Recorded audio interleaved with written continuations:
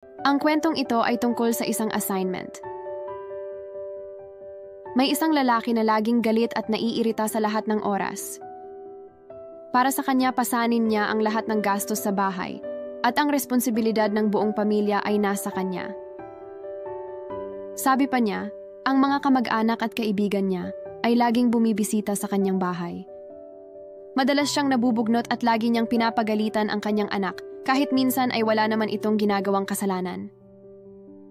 At madalas na nag-aaway sila ng kanyang asawa.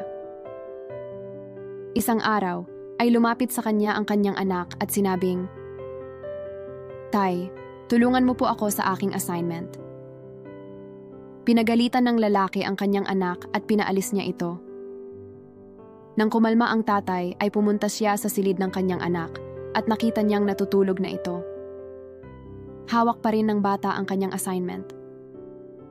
Napaisip ang tatay kung ano ito, kaya't kinuha niya ito at binasa niya. Ang tanong sa assignment ay, magsulat ng isang talata tungkol sa mga bagay na hindi mo gusto sa una, ngunit sa kalaunan ay naisip mo na maganda pala ang mga ito. Heto ang sinulat ng bata. Nagpapasalamat ako sa final exam kasi mahirap ang maghanda para dito, pero gumaganda ito kasi bakasyon na pagkatapos. Nagpapasalamat ako sa mga gamot. Bagamat masama ang lasa ng mga ito dahil mapait ito, pero nakakagaling naman ang mga ito sa sakit ko. Ayoko rin ang tunog ng alarm clock, pero ito ang nakakatulong na gumising sa akin sa umaga at nagsasabing buhay ako. Nagpapasalamat din ako sa aking mabuting tatay. Kapag pinapagalitan niya ako ay nalulungkot ako, pero may mga araw na binibigyan niya naman ako ng mga laruan at pinapakain ng mga masasarap ng pagkain. Minsan ay nakikipaglaro din siya sa akin. Pagkatapos niyang basahin ang homework ng anak, ay napatigil ang tatay at nagsimulang mag-isip tungkol sa kanyang mga pinagdadaanang problema. Ang sabi niya sa kanyang sarili, ang dami kong gastos sa bahay, pero ang ibig sabihin nito ay may bahay ako at sa awa ng Diyos mas pinagpala ako kaysa sa mga taong walang bahay. Kailangan kong pasanin ang responsibilidad para sa buong pamilya ko, ngunit ang ibig sabihin nito ay may pamilya ako, may asawa at anak, at sa awa ng Diyos ay mas mapalad ako kaysa sa mga walang pamilya at nag-iisa lang sa buhay. Patuloy na dumarating ang aking mga kaibigan at kamag-anak sa bahay. Ang ibig sabihin nito ay may mga taong sumusuporta sa akin sa panahon ng kalungkutan at kaligayahan. Maraming salamat po sa lahat, Panginoon. Patawad at hindi ko nakikita ang iyong pagmamahal sa akin.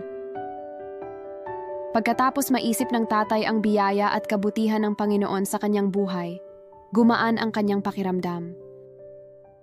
Ang lahat ng kanyang iniisip at mga inaalala niyang problema ay biglang nawala. Nagbago ang kanyang pananaw sa buhay. Pumunta siya ulit sa silid ng kanyang anak at hinalikan niya ito sa noo at nagpasalamat siya dito. Sa buhay, anumang problema o sitwasyon ang ating kinakaharap, kapag tinitingnan natin ang mga ito sa negatibong pananaw, ay mananatili tayong mababalisa at mag-aalala sa mga ito. Ngunit sa sandaling makita natin ang parehong sitwasyon mula sa positibong pananaw, ay magbabago ang ating pag-iisip at magiging mas masaya tayo. May mga pagkakataon na wala kang kontrol sa sitwasyon. Ang mabisang panlaban mo dito ay ang maging positibo ka at isipin na malalagpasan mo ito at ang paghingi ng tulong sa ating Panginoon. Dahil sabi ng Panginoon sa atin, lumapit kayo sa akin, kayong lahat na nahihirapan at may mabigat na pasanin, at kayo'y bibigyan ko ng kapahingahan. Sana'y nagustuhan niyo ang kwentong ito. Maraming salamat.